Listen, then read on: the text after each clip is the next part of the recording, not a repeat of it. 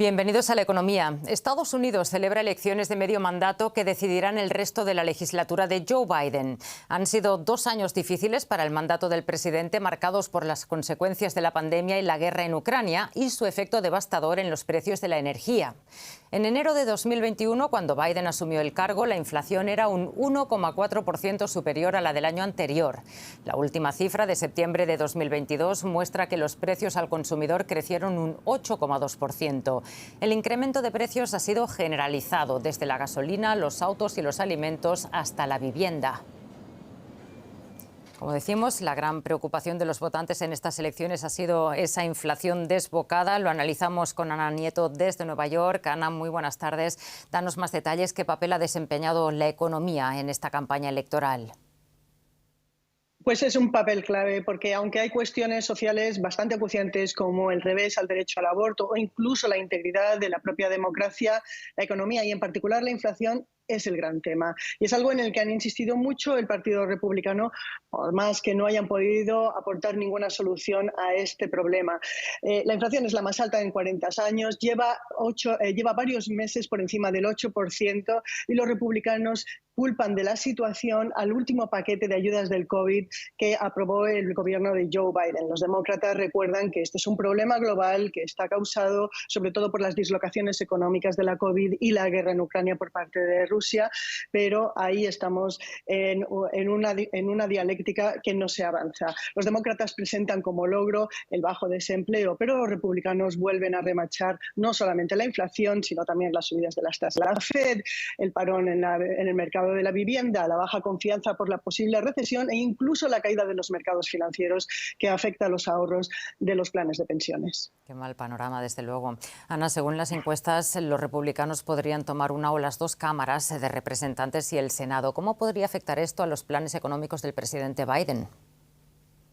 Mucho. Si cambia la mayoría en una o las 2 cámaras, la agenda de Biden se va a completamente diluir. Cualquier progreso en la agenda del presidente será mínimo. El consenso entre ambos partidos ha sido nulo en los últimos años y en el Partido Republicano hay muchos leales a Donald Trump que tienen en su agenda solo y únicamente la persecución y la investigación de Joe Biden. Se pueden quedar en dique seco muchos proyectos, como por ejemplo financiar la hacienda pública, el AIRES, que es lo que se llama aquí, o se puede resentir incluso la ayuda a Ucrania. Los analistas temen además que no se pueda subir el límite de la deuda del Estado y que pueda haber nuevos cierres de los gobiernos, como ya ha ocurrido en el pasado, algo que es malo para la economía, para los consumidores y para los mercados financieros. Muchísimas gracias, Ana, por este análisis. Un saludo. Igualmente. Y nos fijamos en la agricultura en Estados Unidos, que nunca ha sido tan cara como ahora. El aumento de los costes energéticos y los productos como los fertilizantes están reduciendo los márgenes de beneficio. En el estado de Dakota del Sur, fuertemente agrícola, la mayoría vota a los republicanos y muchos culpan al presidente Biden de la actual crisis. En todo el medio oeste de Estados Unidos, los agricultores están terminando de cosechar, pero ha sido un año atípico. En la agricultura ahora tenemos, por un lado, precios bastante buenos para productos básicos como el maíz y la soja. Por otro, un precio del ganado poco predecible, mientras los costes no paran de subir.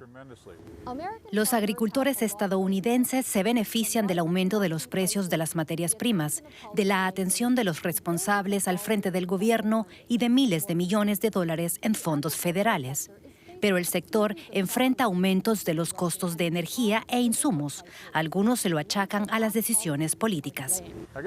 Lo que nos molesta es que esto no debió haber pasado. Éramos autosuficientes energéticamente hace 2 años. Lo primero que hizo el presidente Biden fue cerrar el oleoducto Keystone XL que pasa por aquí. Habría sido un enorme beneficio económico tenerlo para combatir la inflación provocada por el costo de energía. Esos precios más altos para los productores agrícolas ayudan a compensar algunos gastos, como la triplicación de los precios de los fertilizantes el año pasado. Los agricultores temen que sus gastos superen sus ingresos. Para los que más sufren, la ayuda está en camino. Como parte de la Ley de Reducción de la Inflación, que comprende unos 700.000 millones de dólares promulgada por el presidente Joe Biden a principios de año, se destinarán más de 3.000 millones de dólares a los agricultores endeudados. Pero el principal objetivo es luchar contra la crisis climática. con una partida de $20.000 millones. Durante la campaña, los republicanos criticaron el énfasis de la ley en el clima, pero Brandon Griff dice que a los agricultores estos debates les aporta poco. Los estadounidenses, especialmente los políticos, piensan en ciclos electorales de 2 y 4 años, pero aquí pensamos en décadas y generaciones. Es a través de este lente panorámico que estos agricultores tomarán sus decisiones, ya sea en las urnas o en sus granjas. Y aquí en Alemania, el canciller Olaf Scholz recién regresó de un viaje a Pekín con un claro acento comercial y económico. Pero el debate sobre la venta de infraestructuras esenciales a China continúa aquí en Alemania. El ministro de Economía ha prohibido ahora la venta de una planta de producción de semiconductores. Es propiedad de la empresa Elmos y la interesada en su compra es la sueca Silex, que es a su vez filial del grupo chino SAI. Según los servicios de inteligencia alemanes, habría problemas de seguridad. Y le preguntamos a nuestro compañero en Frankfurt cómo se interpreta el bloqueo de esta venta justo después del viaje del canciller Scholz a Pekín. Sí, pues a primera vista parece un jarro de agua fría para los que pensaban que las relaciones bilaterales, que no es que estén mal, son cordiales, pero podrían incluso mejorar. Pues parece que ha sido un jarro de agua fría. Parece que en este momento en el que todos los ojos, muchos ojos, están puestos en lo que hace China, en lo que hace Alemania, también en las dependencias económicas, parece que el gobierno alemán desde Berlín quiere también enviar una señal. Además, no es un sector cualquiera, estamos hablando de los microchips. Ya durante el coronavirus, con esos cuellos de botella, la industria alemana sufrió la escasez de los chips y tuvieron que reducir la producción, ni más ni menos que el sector automovilístico, que además, ya saben, tiene un peso muy importante para la economía alemana. Un vistazo a América Latina. Médicos, enfermeros y auxiliares de los hospitales públicos de Buenos Aires salieron a las calles de la capital argentina en una protesta que culmina una huelga de 24 horas. Reclaman mejoras salariales y en las condiciones de trabajo. Bajo el lema "La salud en emergencia", miles de profesionales con sus batas de hospital marcharon por el centro histórico y se manifestaron frente a la sede del Ministerio de Salud. La galopante inflación, que se proyecta en el 100% este año, ha agravado la situación en los 30 hospitales públicos de la ciudad, con muchas vacantes que no se cubren por culpa de los bajos salarios. La pandemia de coronavirus y la guerra en Ucrania han dejado en evidencia la fragilidad del comercio internacional globalizado. Las cadenas de suministro quedaron interrumpidas y los costos de transporte se han multiplicado. Por ello, cada vez más empresas están relocalizando la producción. De fabricar en China se está pasando al llamado nearshoring. Veamos dos ejemplos de Argentina. En diciembre de 2020, entre la primera y la segunda ola de la pandemia, el fabricante de electrodomésticos estadounidense Whirlpool decidió volver a fabricar lavadoras en Argentina, 20 años después. El brasileño Joao Carlos Brega, responsable de los negocios de la empresa en América Latina, puso en marcha el plan. La nueva fábrica se inauguró en octubre de este año. Com o surgimento da pandemia e com as repercussões de geopolíticas que estamos enfrentando hoje no mundo, se acelerou a necessidade de ter a garantia de que, se algo se passa em lugar muito distante, não se rompe a cadena de suministro. El offshoring existe desde hace décadas. Industrias enteras trasladaron su producción de Estados Unidos a China, pero con la pandemia y los confinamientos la actividad cayó y la guerra de Ucrania encareció el combustible. Los productos chinos ya no son tan baratos. Ahora la palabra de moda es nearshoring, producir cerca. Não tenho dúvida disso, pero para isto temos também que gerar o conhecimento. Não é simplesmente a produção, pero o conhecimento. Haciendo esta fabricação acá na Argentina, também estamos trazendo conhecimento e potencial de conhecimento. Assim se hace a competitividade. A competitividade não se hace simplesmente por custo. Otras empresas argentinas, como Cerámica Alberdi, también están aprovechando el nearshoring. Su propietario, Martín Rapalini, afirma que su empresa ha quintuplicado las exportaciones a Chile, Bolivia, Paraguay y Uruguay en solo 3 años. Desplazamos fuertemente a China y a productos europeos.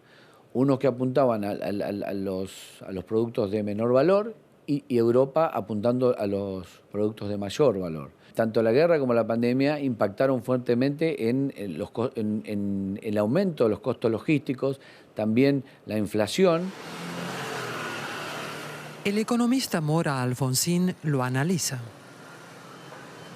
Los procesos de reconfiguración de las cadenas globales de valor, sea nearshoring, friendshoring, tienen que ver con algo que viene previo de la pandemia. ¿Qué hizo la pandemia? Lo aceleró. Básicamente, ¿por qué? Porque la pospandemia implicó un aumento de la demanda para el cual las cadenas de valor no estaban preparadas para responder. México, Brasil o Argentina podrían reforzar sus sectores industriales exportadores.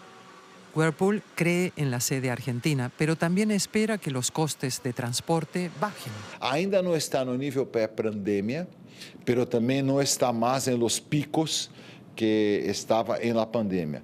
Pero o mercado tem as lições, então as lições foram muito duras, por isso que as inversões no nearshoring seguem muito aceleradas. Lo que está claro es que la pandemia dejó un impacto duradero en la economía mundial. Vamos con otras noticias económicas en formato breve. El fabricante de automóviles francés Renault anunció el martes un cambio estructural verde para atraer a inversores al dividir sus operaciones en dos, una filial para autos eléctricos y una subsidiaria que compartirá con Geely de China para automóviles de gasolina, diésel e híbridos. Deutsche Bahn ha firmado un contrato para la construcción de la primera línea de alta velocidad en Egipto. De 2.000 kilómetros de longitud, la nueva línea de ferrocarril comunicará Alejandría con El Cairo y la nueva capital administrativa del país, que se encuentra en construcción. Será la sexta mayor red mundial de alta velocidad. Y por ahora dejamos aquí este segmento de economía. Ya saben que pueden seguirnos en la web y redes sociales. Gracias por elegirnos y hasta pronto.